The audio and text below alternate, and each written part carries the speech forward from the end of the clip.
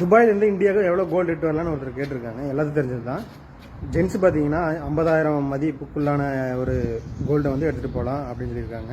Ladies பார்த்தீங்கன்னா 1 லேக்கான Indian money மதிப்பு gold வந்து இந்தியாவுக்கு எடுத்துகிட்டு போகலான்னு லீகலாக சொல்லுது. ஆனால் வந்து இப்போ ரீசெண்டாக நிறைய பேர் எடுத்துகிட்டு போகிறது பார்த்தீங்கன்னா ஜென்ஸ் பார்த்தீங்கன்னா 3 பவுன் வரைக்கும் எடுத்துகிட்டு போகிறாங்க. லேடிஸ் பார்த்தீங்கன்னா 5 பவுன் வரைக்கும் எடுத்துகிட்டு போயிட்டுருக்காங்க. சொல்கிறாங்கன்னா இந்த 50,000 1 லேக்குங்கிறது இந்தியன் மணிக்குள்ளே எடுத்து போகிறது பார்த்தீங்கன்னா இதுதான் லீகல். இந்தியாவில் எந்த ஏர்போர்ட்லையும் எந்த பிரச்சனையும் வராது அப்படின்னு சொல்கிறாங்க. ஆனால் அதுக்கு மேலே எடுத்துகிட்டு போகிறது 3 பவுன் 5 பவுன் பார்த்தீங்கன்னா லேடிஸு 5 பவுன், ஜென்ஸ் வந்து 3 பவுன் பார்த்தீங்கன்னா இது வந்து ஓன் ரிஸ்க் தான் சொல்கிறாங்க.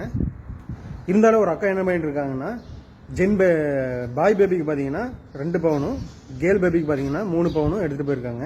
அப்புறம் தான் தெரிய வந்தது UAE Dubai to India 2 year age cross பண்ண ஒரு பேபி பார்த்தீங்கன்னா பாய் பேபி ஆகட்டும் ஜென் பேபி ஆகட்டும் 2 இயர் கிராஸ் பண்ண பேபி உங்கள் கூட 1 இயர் ஸ்டே பண்ணி யூஏயில் 1 இயரில் ஸ்டே பண்ணால் போதும். நீங்கள் எவ்வளோ கோல்டு இட்டு போகிறீங்களோ அந்த அளவுக்கு அவங்க வந்து எலிஜிபிள். அதனால தான் உங்கள் பாய் பேபிக்கு வந்து 2 பவுனும் கேர்ள் பேபிக்கு வந்து 3 பவுனும் எடுத்துகிட்டு போயிருக்காங்க. அவங்க எவ்வளோ பவுன் எடுத்துகிட்டு போயிருக்காங்கன்னு அவங்க கேட்டேன். அவங்க வந்து 4 பவுன் எடுத்துகிட்டு போயிருந்தாங்க.